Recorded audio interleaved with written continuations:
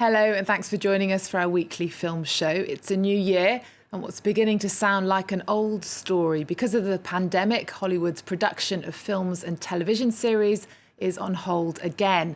Olivia Salazar-Winspear takes a look at some of the consequences of the health crisis on Tinseltown. No outlaws, no cowboys, not even a tumbleweed rolling across this empty lot. Hollywood's all but closed for business. That's what the Screen Actors Guild has said, halting productions until the second or third week of January. This comes amid a surge in COVID-19 cases in Southern California. Los Angeles has become a coronavirus hotspot, with fears that its hospitals will soon be overwhelmed. A hiatus then for the movie industry, which has seen 150,000 people lose their jobs since the beginning of the pandemic. And television could be the next victim, since many popular series are shot in Hollywood. For the film industry, we can't really measure the effects at the moment. That is, it's less dated. You can push shoots forward and it's not a problem. For TV, it's a lot more complicated. The shooting schedules are organized well in advance, and sometimes they film the episodes as they go. So if there's a gap of 3 weeks or a month, it becomes problematic in terms of the broadcast date. In France, a shortage of American blockbusters has prompted fears that people won't be tempted back into the cinemas when they do reopen, especially with stiff competition from streaming services. A case in point, Disney's latest family feature has gone straight to their own small screen outlet. Well, I'm joined by our film critic, Lisa Nesselson. Happy New Year, Lisa. Now, is the situation any better here in France? Well, in terms of made-for-TV movies and series, there are a fair number of productions underway right now, but the shooting is in other parts of France besides the Paris region. And while audiences are eager to see Hollywood-style super productions, there will be plenty of other films to watch when French cinemas reopen. Since French movie theaters were closed for 162 days in 2020, only about half of the French movies that would have been on the big screen got to open as planned. And don't forget, French theaters show hundreds of films from other countries besides France and the U.S. each year. When cinemas were open from June 22nd to October 29th, the strict hygiene protocols proved to be effective, and audiences were definitely getting back into the movie-going habit.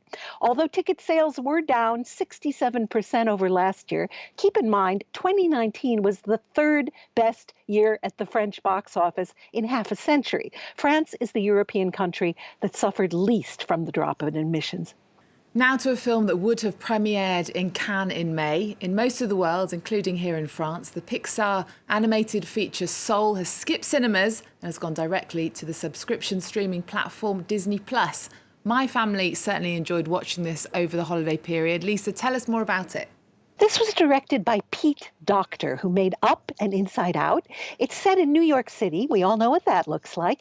And in some realms they had to design from scratch, such as the Great Before, where souls romp in Elysian fields before they're ready to head to Earth.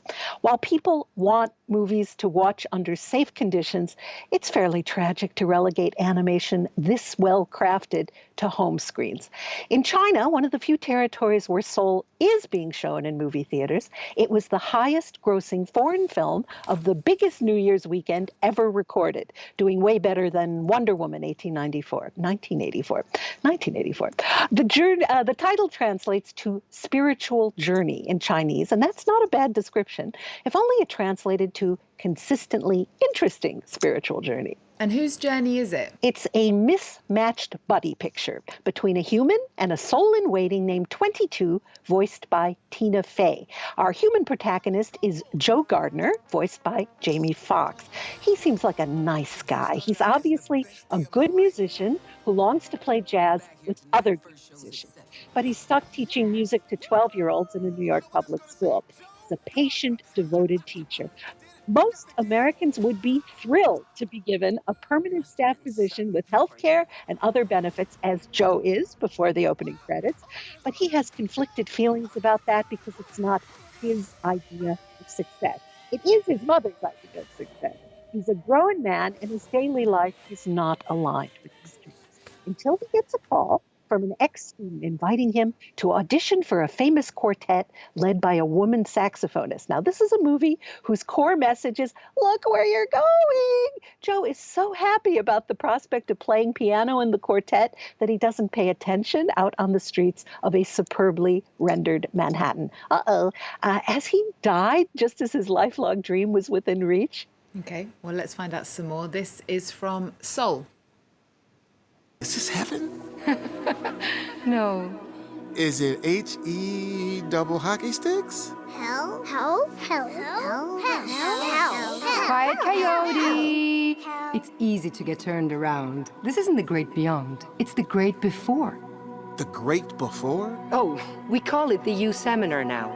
Rebranding.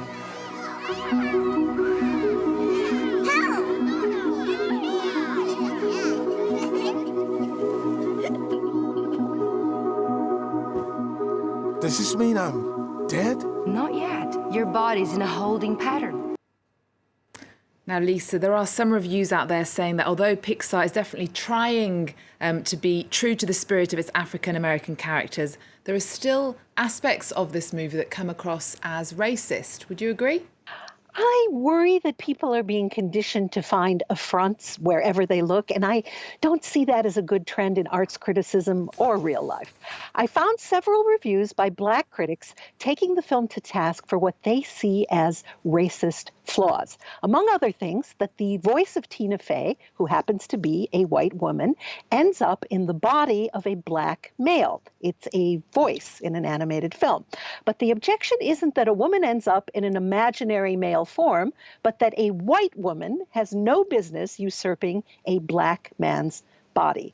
I was not particularly invested in Joe's fate or in Persnickety 22's fate, so my feelings are very mixed on Soul. But I'm an instant fan of the 6-minute animated film called Burrow that would have been shown before Soul in theaters and is also available on Disney+.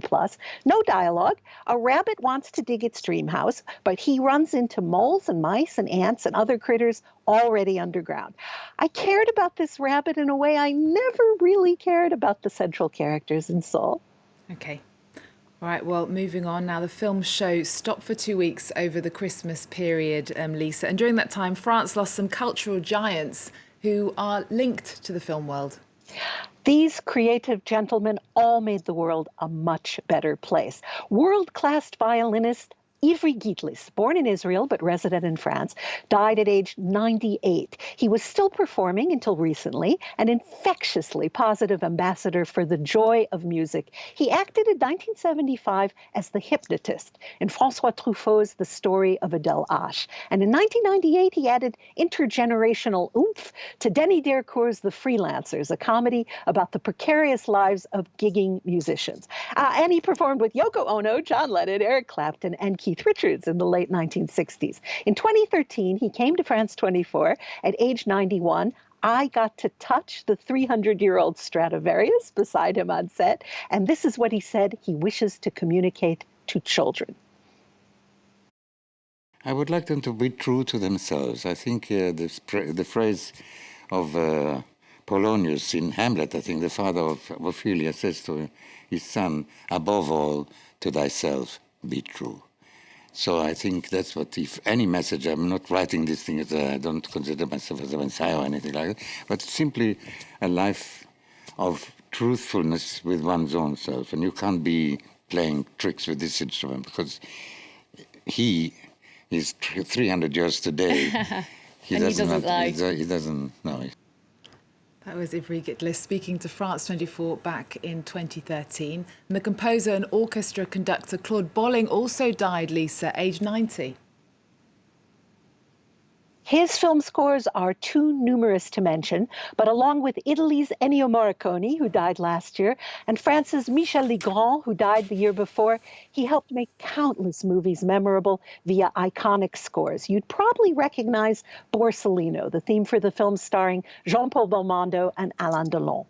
Robert Hossein, a household word from theater, film, TV, and the theatrical mega productions he staged about Ben-Hur or Jesus, died of COVID-19 on December 31st, the day after his 93rd birthday. Now, Hossein might not have been well known beyond French-speaking countries, but Pierre Cardin, who died at age 98, well, there probably isn't a country where his name is not known. His mask and costuming work goes back to Jean Cocteau's 1946 classic Beauty and the Beast. His futuristic visions from the 1960s still look futuristic today.